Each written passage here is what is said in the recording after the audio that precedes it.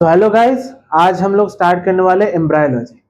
Anatomy में ही एक subject अलग से है एम्ब्रायोलॉजी। उसमें आपको इतना इंटरेस्टिंग लगेगा क्योंकि हर एक पॉइंट जो है इंडिविजुअली यूनिक है।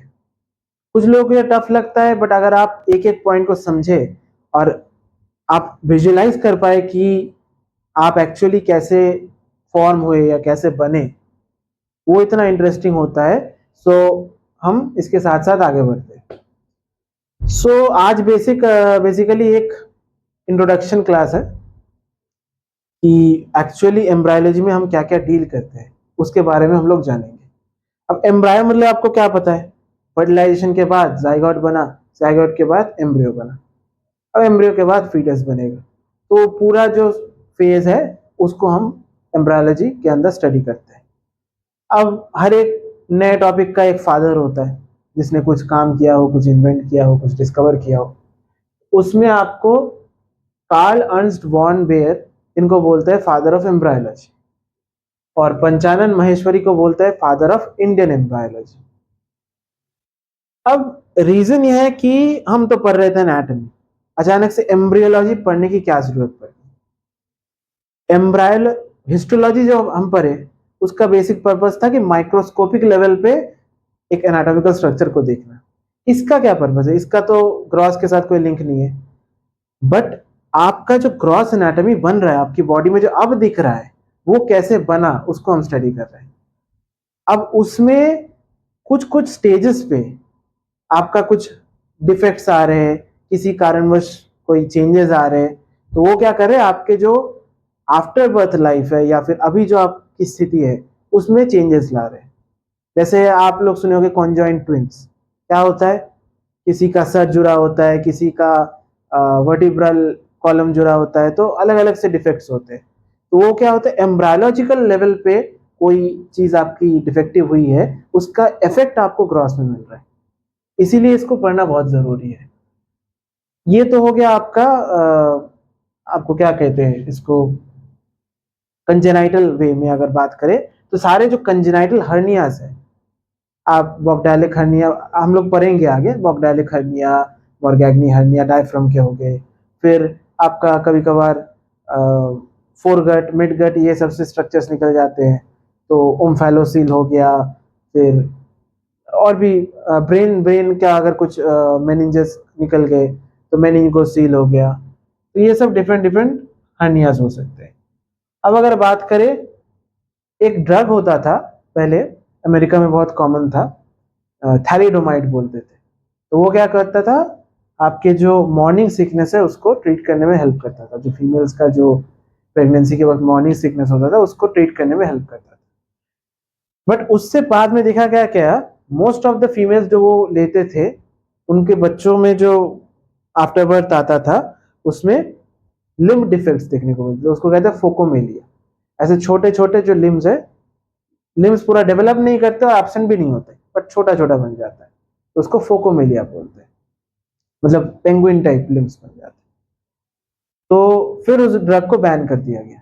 वैसे ही आपके टॉर्च इन्फेक्शन होते हैं, टॉर्च में टॉक्सोप्लाज्मोसिस, अदर इन्फेक्शन पे कुछ और वायरसेस आते हैं। Rubella virus, R for, C for cytomegalovirus, H for herpes simplex virus.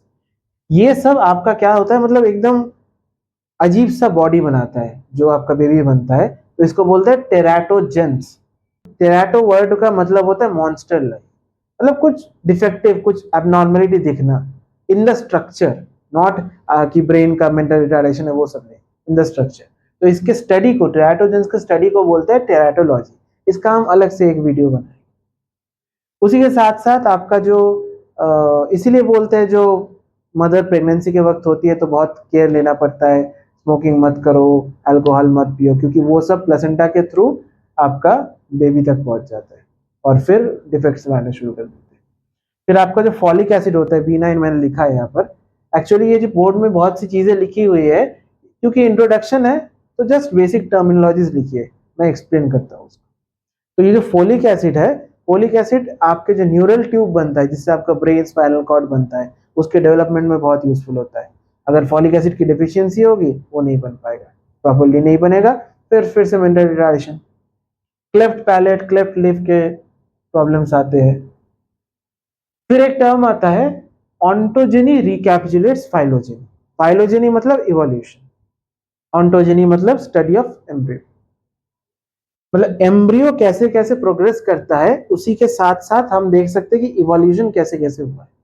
इसका सबसे क्लासिक एग्जांपल आपका जो आएगा किडनी, प्रोनेफ्रिक किडनी। हम किडनी भी डिटेल में पढ़ेंगे उसके डेवलपमेंट, बट प्रोनेफ्रिक किडनी आपके सर्वाइकल रीजन में बनता है, फिर मेसोनेफ्रिक किडनी थोरैसिक रीजन में, और मेटानेफ्रिक किडनी आपके लंबार रीजन में।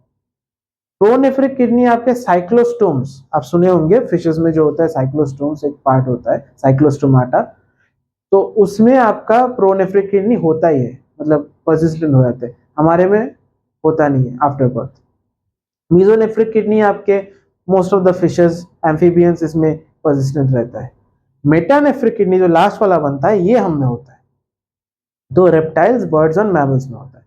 तो आपने देखा कि कैसे कैसे इवोल्यूशन के थ्रू जैसे जैसे आगे बढ़ रहा है, वैसे वैसे आपका एम्ब्रायोलॉजिकल स्ट्रक्चर्स भी आगे बढ़ रहा है। वैसे ये आप देखेंगे हार्ट डेवलपमेंट, लंग डेवलपमेंट, ये भी आपका जैसे जैसे इनिशियली होता है वैसा ही आप इवोल्यूशनरी पैटर्न में देखेंगे। क्योंकि फिशेस में देखिए दो चेम्बर्ड हार्ट, हम में भी पहले दो चेम्बर्ड बनता है, फिर ऊपर का इंटरएट्रियल सेप्टम बनता है, तो आपका टू एट्रिया वन वेंट्रिकल जो आपका एम्फीबियंस में दिखेगा। वही चीज धीरे धीरे धीरे धीरे फोर चेम्बर्ड बनती है, बर्ड्स एंड मैमल्स में होता है, रेप्टाइल्स में 3.5 होता है। तो ऐसे इसको कहते हैं ऑन्टोजेनी रिकैप्सुलेट्स फाइलोजेनी। मैमल्स में भी 3 क्राइटेरियाज होते हैं, प्रोथेरियन, यूथेरियन, मेटाथेरियन, तो उसमें भी बहुत से सारे चेंजेस होते हैं, उसको भी आप कह सकते हैं। फिर बहुत लोगों में एटाविज्म दिखता है, कुछ पुराने फीचर्स रह गए हो, कुछ वेस्टिजियल ऑर्गन्स रह जाते हैं। वेस्टिजियल ऑर्गन जैसे आपका अपेंडिक्स वेस्टिजियल ऑर्गन है, इसका काम है सेलुलेज रिलीज करना, जो कि हर्बीवोर्स में काम आता है, हम में।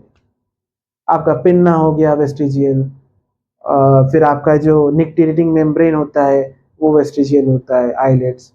तो ऐसे बहुत सी चीजें हमारे वेस्टिजियल ऑर्गन्स के अंदर आती है। Next what we should talk about is the period, कि जिसके थ्रू ये डेवलपमेंट हो रहा है, किस पीरियड के थ्रू, इसको कहते हैं जेस्टेशन पीरियड। जेस्टेशन पीरियड्स आपका 40 वीक्स होता है अप्रॉक्स ह्यूमंस में, मतलब 280 डेज। ये सबसे ज्यादा होता है आपके एलिफेंट्स में, 18 मंथ्स चलता है, हमें सिर्फ 9 मंथ्स अप्रॉक्स।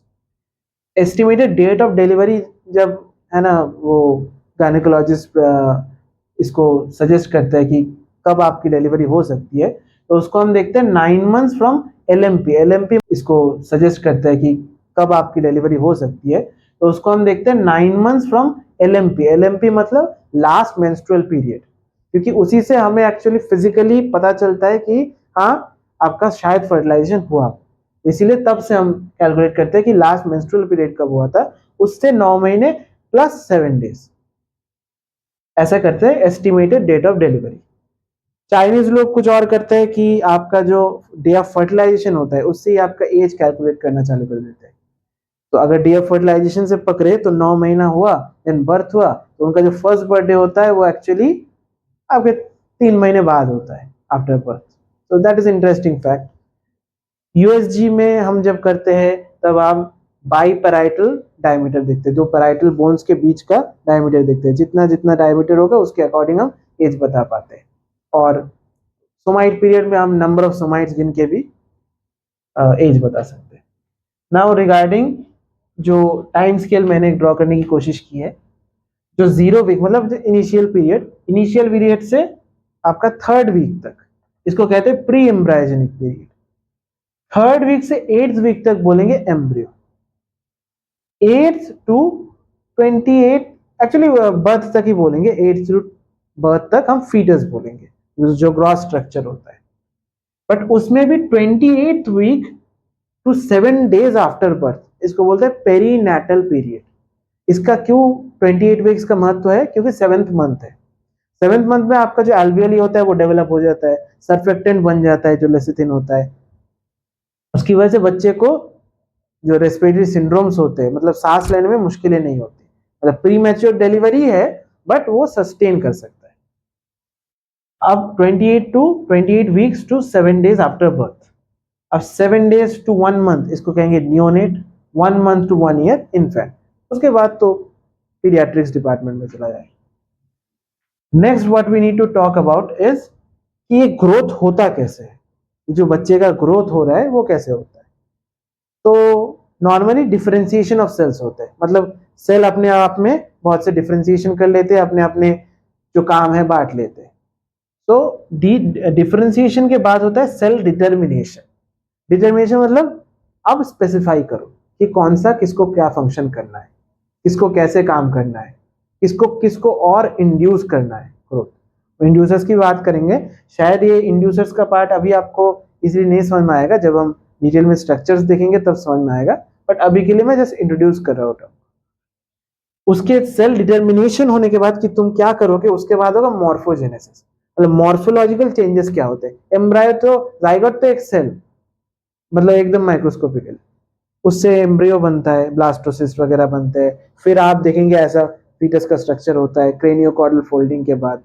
तो वो होता है मॉर्फोजेनेसिस, क्या क्या चेंज आता है। फिर आता है इंडक्शन। इंडक्शन मतलब एक चीज आपका बन गया, वो किसी दूसरे चीज को हेल्प करेगा ग्रोथ करने में। कैसे? कुछ केमिकल सपोज फैक्टर्स रिलीज करेगा, वो आगे जाके किसी और स्ट्रक्चर को ग्रोथ कराएगा। तो प्राइमरी इंड्यूसर बोलता है प्रिमिटिव स्ट्रीक। अगर प्रिमिटिव स्ट्रीक बन गया बाकी सारे काम इजी हो जाते हैं। प्रिमिटिव स्ट्रीक क्या करेगा? नोटोकॉर्ड का फॉर्मेशन कराएगा। तो सेकेंडरी इंड्यूसर हो गया आपका नोटोकॉर्ड, कुछ बुक्स में ऑर्गेनाइजर भी बोलता है, तो सेम थिंग।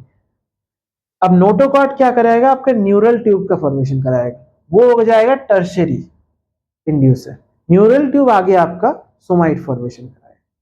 तो कोई ना कोई किसी का फॉर्मेशन करा रहा है। तो ओवरऑल यही था आपका इंट्रोडक्शन। मुझे लगा कि ये पॉइंट्स कभी आगे छूट सकते हैं, तो मैंने एज अ होल इंट्रोड्यूस करा दिया। अभी हम लोग आगे गैमेटोजेनेसिस पढ़ेंगे, फिर फर्टिलाइजेशन पढ़ेंगे, एक एक करके एक एक टॉपिक्स करेंगे। बट आई होप कि आपको एक बेसिक एक चार्ट मिल गया हो, एक बेसिक आउटफ्लो मिल गया हो कि हम पढ़ने क्या वाले हैं। तो थैंक यू गाइज, ऐसे वीडियोस आप देखते रहिए, और आई होप आपको समझ में आया हो और इंटरेस्ट भी डेवलप किया हो, और हम जितना हो सके एम्ब्रायोलॉजी के वीडियोस डालते रहेंगे। So thank you.